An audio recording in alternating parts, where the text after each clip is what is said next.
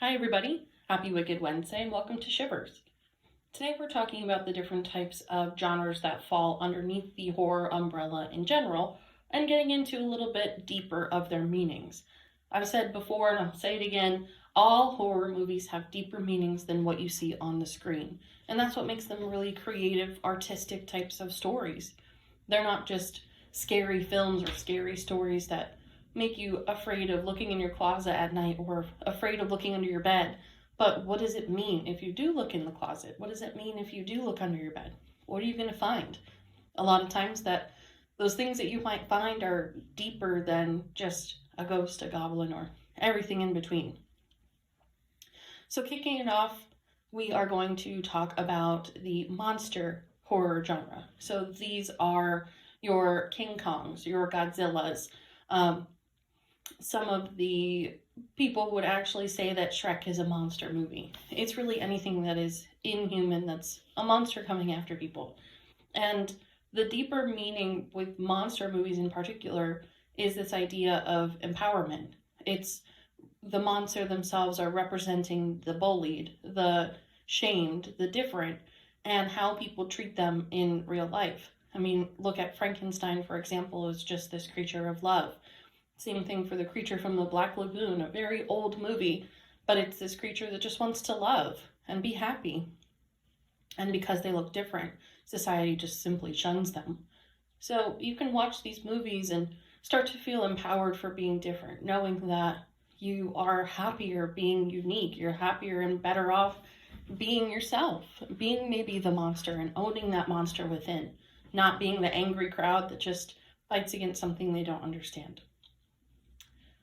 The next one to mention is the vampire genre.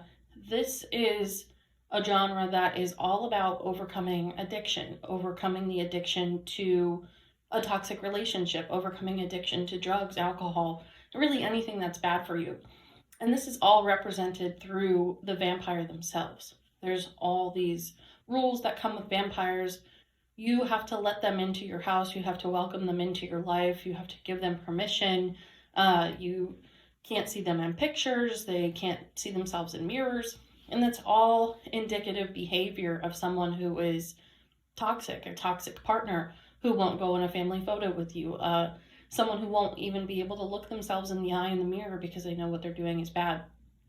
And this is all very mirrored. This is also why a lot of vampires are these sexy vampires. They're all sultry. A lot of the vampire stories are very romantic in nature, and it's because of this man or woman luring in their partner to a horrible situation. A great example of that is Fright Night, one of the newer ones. I know I talked about Fright Night. I absolutely love that movie, and I think it's a really great example of how the neighbor next door can have all of these secrets, but he's so sexy and everybody's welcoming him into the neighborhood, not knowing what he's doing behind the door. The next genre to talk about is the ghost genre. This is more on the nose than pretty much the rest of them, but it's the idea of coping with loss and lack of communication. So once somebody dies and you have a loved one who leaves you, where do they go? How do you talk to them? How can you talk to them? Can they hear you? I think a really great movie that represents this is The Lovely Bones, in that we have Susie Salmon who's dead and we see her perspective through the whole movie from the ghost side of things, and she's trying to yell at her family and talk to her family and they can't hear her, and they are just as frustrated because they lost their young daughter. And it's this very sad movie, but it's perfect representation of ghost movies in general and the frustration and the sadness that comes from losing someone. You can also see that in the movie called The Others. It's this mother and her two kids, and they don't realize that they are ghosts in this house, and they're so frustrated because no one's listening to them and no one hears them, but it's because they're dead. So it's like scary on both sides of the coin. The next one I talk about are possession films. These are your Exorcist movies, the actual movie called The Possession. Someone, an individual, is getting possessed. And that's all very representative of mental illness. So it's anxiety, it's depression that's creeping in, that's taking over. You have no control of your thoughts, you have no control over your actions. and it feels like you are being possessed.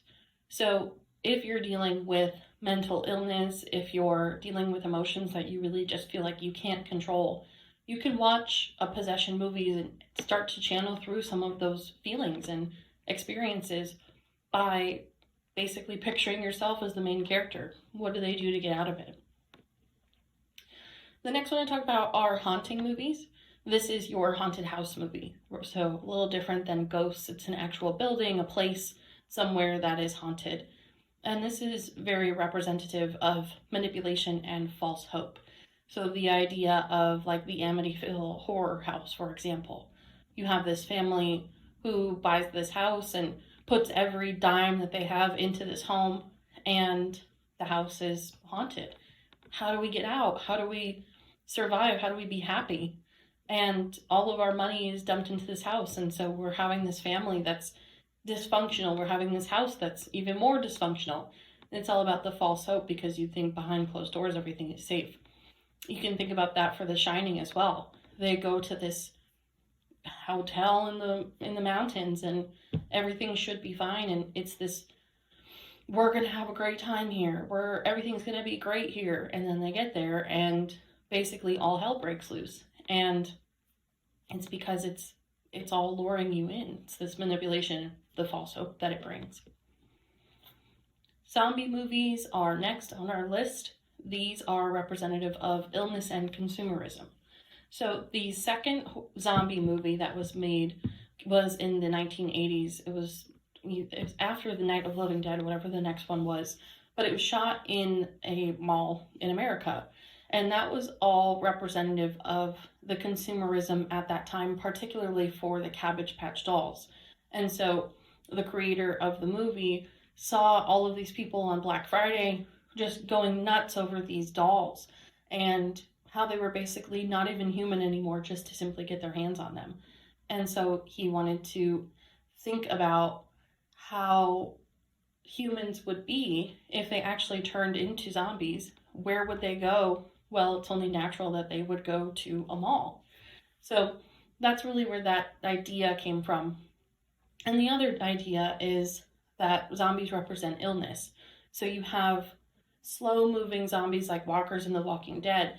They represent the idea of having cancer. It's this slow-moving illness that creeps in that you can see coming from miles and miles away, but you don't think it's going to catch you, even though it eventually does. And then you have movies like the zombies in World War Z, where they're just sprinting, and this is the idea of being shot or being killed very quickly because you barely even see it coming. So that's really what zombies represent. And the last genre to talk about today is the slasher and torture genre.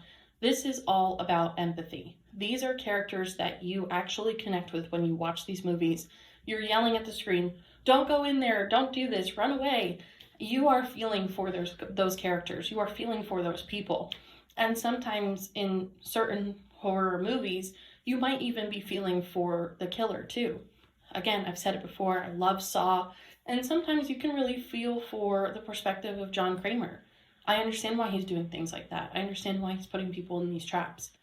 But it gives you a different perspective on who you can connect with, and also who you would be in a horror movie, in a slasher film. What character? What actions? What road do you take? How do you survive? The final girl in a lot of slasher movies as well is this idea of women empowerment. It's the innocent turning the strong, the bitch turning the badass. It's this idea that the final girl is the last one alive and will remain alive for most of the franchise, if not all of the franchise. So, do you have what it takes to be the final girl or boy in a horror movie? That's the question. So that wraps up our conversation on the in-depths of the horror genres. Thank you for listening to today's Wicked Wednesday. Feel free to check out our meetup page, chock full of different events, virtual and in person, so no matter where you are, you can join all of the spooky fun.